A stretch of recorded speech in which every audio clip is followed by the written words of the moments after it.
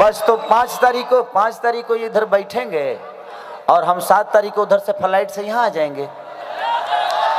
आकर उधर से लटक जेबे वाली को लेके आएंगे। इधर एक कार्यक्रम लटक जेबो करेंगे।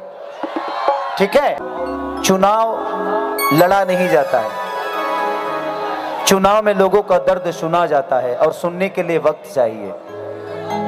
ये अपनी बातें कहने के लिए यहाँ पे मुझे नहीं बुलाए थे, बल्कि ये आप सबके मनोरंजन के लिए खेसारी को बुलाए थे ताकि आप मुझे एंजॉय कर सको। नहीं तो मैं बहुत ऐसे स्टेज पे गया हूं, तो मैं नेताओं के स्टेज पे गया हूं। आज मैं किसी नेता के नहीं, बल्कि मुझे अपने बड़े भाई के, मैं अपने घर में आया हूं, अपने बड़े भाई के लिए आया हूं। इसलिए मुझे, नहीं तो वो लोग बोलने कहाँ देते हैं, गाने कहाँ देते हैं। ये किया मैंने, रोड बना था उसको गड्ढा करवा दिया।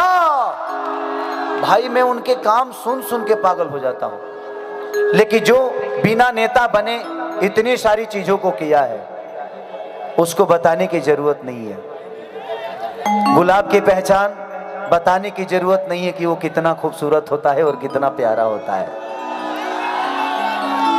तो गुलाब का फूल बनना आसान काम नहीं है, क्योंकि हर आदमी उसको तोड़ना चाहता है। तो दिल से थैंक यू।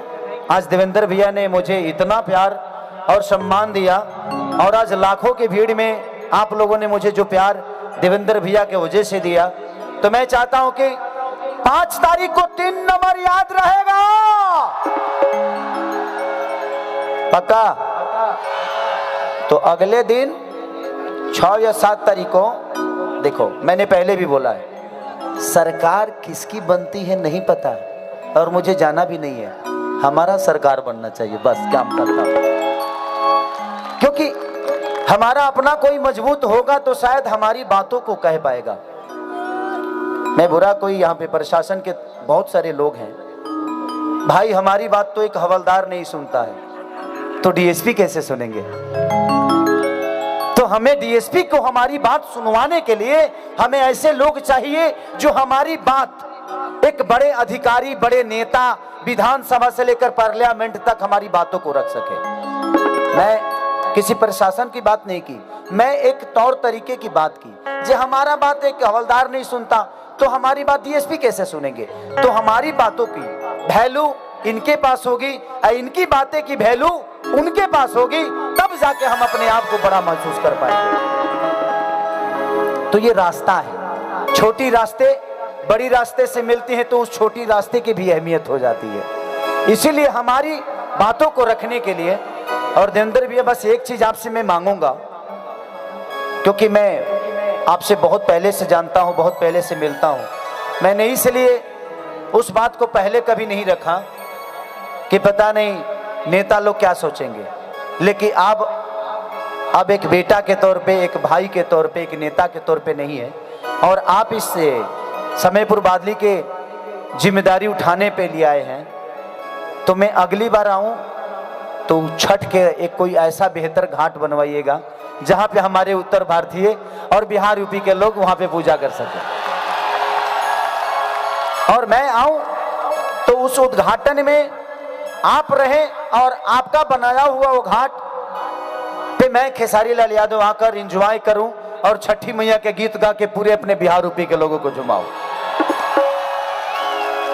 तो ये वादा आपको करना होगा।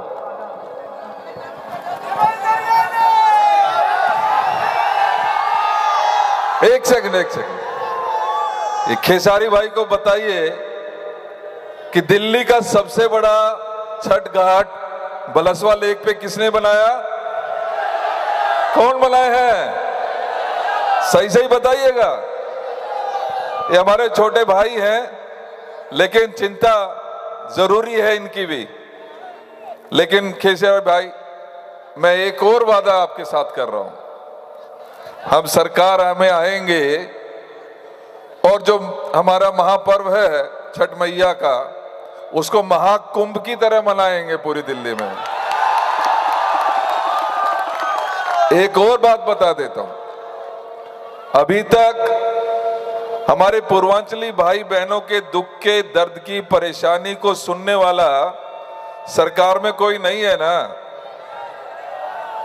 अब हम एक मंत्रालय भी अलग से पूर्वांचल भाई बहनों के लिए बनाने वाले हैं। ये बात मैं थोड़ा सा ज्यादा भावना में बह गया। खेसारी भाई इतनी दूर से चल के आए हैं, इनको ताली बजा के स्वागत किए हैं कि नहीं किए हैं? बस इतना, बस इतना चाहिए ना। बार बार भाई आए हमारे बीच में, हमारा दुख भी सुनेंगे, दर्द भी सुनेंगे। ये छोटे भाई जरूर है, लेकिन ये बहुत बड़े स्टार हैं, है ना। और ये स्पेशली अगर चल के यहां आए हैं अपने भाई और बहनों के पास, तो इनका हक पूरा है कि नहीं है? बहुत छोटी चीज मांग ली है भाई है, लेकिन मुझे पता नहीं था। मुझे पता नहीं, यही होता है, मांगने से भीख नहीं मिलती। और बिना मुझे पता नहीं था कि भैया आपने कभी बताया भी नहीं मुझे कि आपने छठ घाट बनवाया है, क्योंकि ये तो सब नेताओं का काम है। आप बिना मांगे ही सब कुछ दे चुके हैं। तो बस हम उत्तर भारतीयों को एक बड़ा भाई चाहिए, जिसको पाकर हमें ये ना लगे कि हम अनाथ हैं। और आप जैसा भाई अगर हमारे बीच में है तो हम अनाथ नहीं है ना। तो 5 तारीख को हम लोगों को बताना है कि हमने अपना बड़ा भाई किसे माना है और किसे अपना बेशकीमती वोट और अपना मत, अपनी चीजें, अपनी जिम्मेदारियां किसको सौंप रहे हैं। तो आप लोग सौंपेंगे ना? अरे पगले जोर से हल्ला करके बताओ यार। बस तो 5 तारीख को इधर बैठेंगे और हम 7 तारीख को उधर से फ्लाइट से यहाँ आ जाएंगे। आकर उधर से लटक जेबे वाली को लेके आएंगे। इधर एक कार्यक्रम लटक जेबो करेंगे, ठीक है। तो बस भैया काफी देर से वेट कर रहे थे और सब लोगों ने, मैं आने से पहले बहुत लोगों ने आपके काम के बारे में मुझे बताया था, क्योंकि काम की चर्चा हमारी कभी होती नहीं और मैं कभी आपके लिए पर्सनल आया नहीं। और पहली बार ऐसा मौका मुझे मिला जो अपने बड़े भाई के लिए मैं कुछ कह सकूं, कुछ मांग सकूं, क्योंकि आप लोग मुझे प्यार करते हैं। तो भैया ने बोला कि अरे बाबू आप आओ, आपको प्यार करने वाले यहाँ लोग हैं, वोट देना नहीं देना अलग विषय हो गई, बट मैं उनके प्यार के लिए आपको बुला रहा हूं कि वो आपको प्यार करते हैं और वो खुश रहेंगे। देखिए जीत और हार ये अलग विषय है, बट जीतने से पहले कोई आपके खुशी का इतना ख्याल रखता है तो सोचो कि पावर आने के बाद वो क्या करेगा।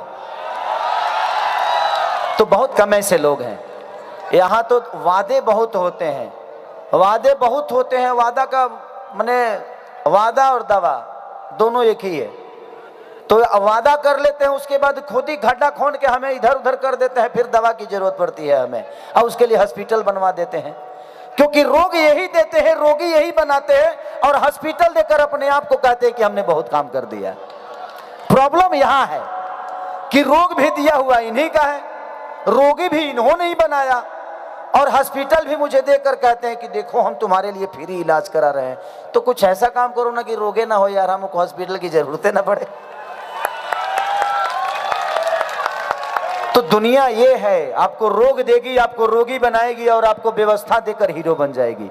तो हमें ऐसा इंसान चुनना चाहिए कि हमारे दर्द और हमारे रोग के बारे में सोचे कि नहीं, हम ऐसा काम करें कि ना रोग हो ना रोगी हो, सब लोग सुख रहे, खुश रहे, ताकि हम उनके साथ अपने जीवन को बड़ा कर सके। तो thank you so much Devendra भैया। अब मैं चाहता हूं कि और बात करिए, क्योंकि लोग आपको सुनना चाहते हैं। अगर बात सुनाएंगे ना, 1-2 गाना गाऊंगा ना, क्योंकि देखो भाव देखो रह पगला रे बना रहा हूं, बैठो। बैठो, दो शब्द भैया से सुनेंगे हम, उसके बाद 1-2 गाना गा के मैं भी चाहूंगा, क्योंकि मेरा भी फ्लाइट है और मुझे जाना है, कल डबिंग है मेरा।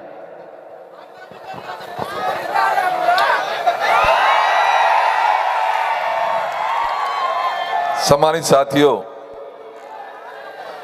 मैं बहुत बहुत धन्यवाद करता हूं खेसारी भाई का कि वे विशेष रूप से चलकर आप सबसे मिलने के लिए आए हैं आप सबसे बात करने के लिए आए हैं, आपकी खुशी का ख्याल रखने के लिए यहाँ पर आए हैं। तो मैं यहाँ बादली में भाई खेसारी जी का स्वागत करता हूँ और बहुत बहुत धन्यवाद करता हूँ कि आपने आज अपनी दोस्ती का और भाईचारे का फर्ज जो निभाया है, उसके लिए मैं बहुत बहुत धन्यवाद हूँ।